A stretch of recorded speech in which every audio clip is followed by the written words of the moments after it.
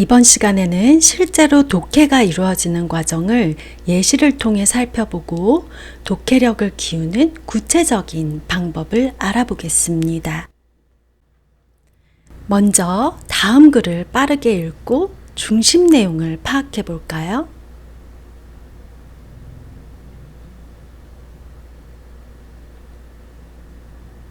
이제 위의 글을 다시 한번 소리내어 읽어볼까요? 캠리프지, 연결구과 등 여러 글자가 틀리게 쓰여 있지만 우리는 위 글이 인간의 두뇌는 단어 하나를 전체로 인식한다 라는 중심 내용을 파악할 수 있습니다. 이와 같이 독해란 쓰여진 글자를 단순히 읽는 것이 아니라 단어의 의미를 연결하여 정보를 처리하고 종합하는 과정입니다. 독해 과정에서는 가장 먼저 단어 인지가 이루어집니다. 이때 우리는 실제로 안구를 움직이며 글을 파악합니다. 위 그림에서 숫자와 그 위치는 읽을 때의 안구 운동을 나타낸 것입니다. 글을 읽을 때 연속적으로 읽는다고 생각하지만 사실 시선은 단어의 배열 순서에 따라 움직이지 않고 saccad라고 하는 도약 운동, 그리고 fixation, 시선을 정지해서 고정하는 상태를 반복하면서 읽습니다. 눈여겨볼 점은 한 줄을 다 읽기 전에 다음 줄을 먼저 읽고 다시 이전 줄로 역행해서 읽는다는 점입니다. 또한 이 글에서 빨간색 단어, Cambridge, 단어, 글자, 순서, 배열, 중요하지 않다 와 같이 의미를 담고 있는 내용어를 중심으로 단어 인지가 이루어집니다. 따라서 읽을 때 실제로 안구를 움직여서 도약과 고정, 역행을 반복하고 안구 운동 속도를 조절하면서 읽기 활동을 해야 합니다. 또한 단어 파악을 자동화할 수 있도록 읽을 때 어려운 부분은 실제로 소리를 내보면 의미를 정확히 파악하는 데 도움이 됩니다. 이전 영상 독해를 위한 기본기에서 설명했듯이 읽는 과정에서 단어 인지를 자동화하면 작동 기억 안에 더 긴 구절을 받아들일 수 있고 자신의 사전 지식과 새로운 생각을 더 잘 통합하고 그들 간의 연결을 더 잘 추론하면서 처음 접하는 애매한 말들을 해석하며 내용을 파악하는 데 큰 도움이 됩니다. 이와 같이 글을 읽으며 인지하는 특정한 단어의 의미는 단어들 간의 관계를 추정해서 정하게 됩니다. 예컨대 위의 글에서 우리는 순서라는 말은 배열되다 라는 말의 의미와 밀접한 연관이 있음을 알고 있기 때문에 문장을 이해할 수 있습니다. 이렇게 글에서 단어를 인지하고 문장의 의미를 해석하기 위해서는 다른 단어들과의 관계 속에서 문맥을 살펴서 단어의 뜻을 정하고 문장의 의미를 파악하게 됩니다. 이렇게 문장을 파악하면 다음으로는 자신이 알고 있는 내용 지식과 연결하게 됩니다. 앞서 본 글의 경우 케임브리지 대학이 공신력 있는 교육기관이라서 의심할 여지가 없다고 생각한다면 글의 내용을 사실로 받아들일 것입니다. 혹은 글의 내용이 일리는 있지만 실제로 케임브리지 대학에서 이 연구를 했는지는 찾아봐야겠다고 생각할 수도 있겠죠.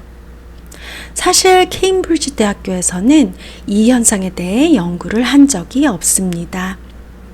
이는 1999년 그레이엄 롤린슨이란 사람이 학술지 뉴 사이언티스트에 1976년 본인이 작성한 박사학위 논문을 언급하면서 보낸 편지의 내용입니다.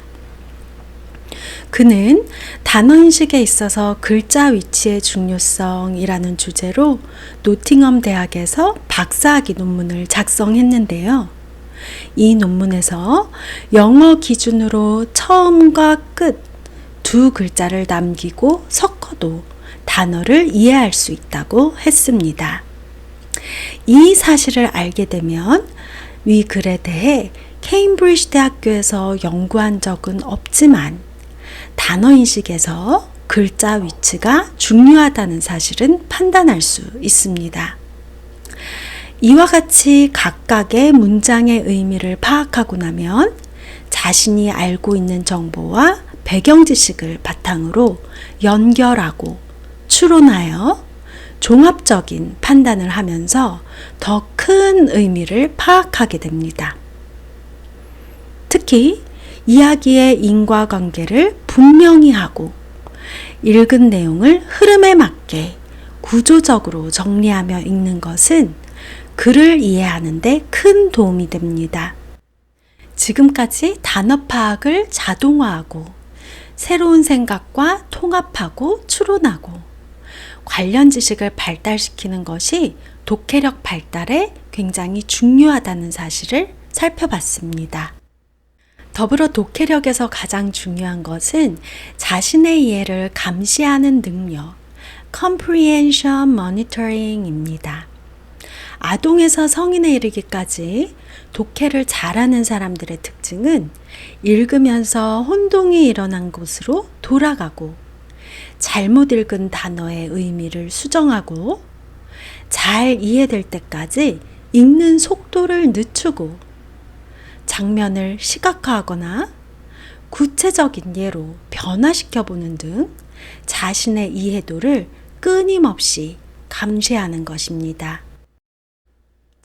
따라서 독해력을 키우는 방법은 이 독해 감시 능력을 발전시키기 위한 것으로 글을 읽으면서 요약하기, 분명하게 하기, 질문하기, 예상하기의 단계로 글을 읽는 것입니다.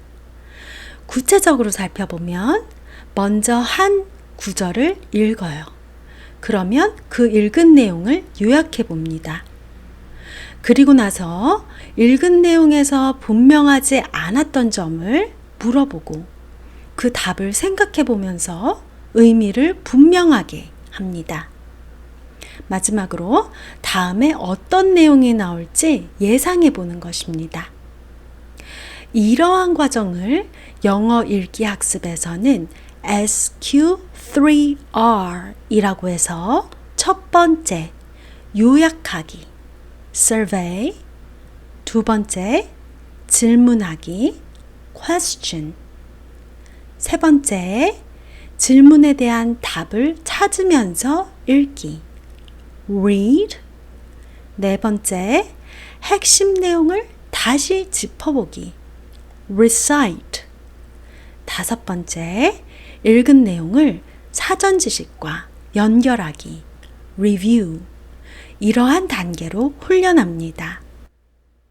이와 같은 방법으로 20회의 지도가 끝났을 때 사전검사에서 20%의 정답률을 보였던 학생들이 평균 80%의 정답을 맞췄고, 이러한 독해력의 발전은 6개월이 지나도 여전히 지속되었습니다.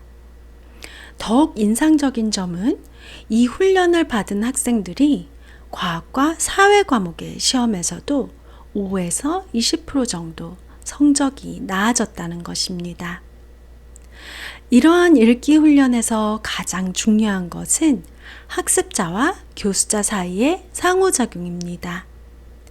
교수자는 학습자가 독해 과정을 내면화해서 혼자서 글을 읽을 때도 같은 방법으로 스스로 글과 상호작용하면서 읽을 수 있을 때까지 글과 상호작용하면서 지식을 통합하는 이러한 읽기 과정을 학습자에게 모델로 보여줘야 합니다. 조용히 책을 읽는다고 하죠. 하지만 머릿속에서는 역동적으로 지식의 파도가 일어납니다. 그 파도 속에서 나아가며 이끄는 길잡이는 바로 나라는 것이 독해력의 핵심입니다. 여러분들의 독해력 향상에 도움이 되었길 바라면서 저는 다음 내용으로 찾아뵙겠습니다.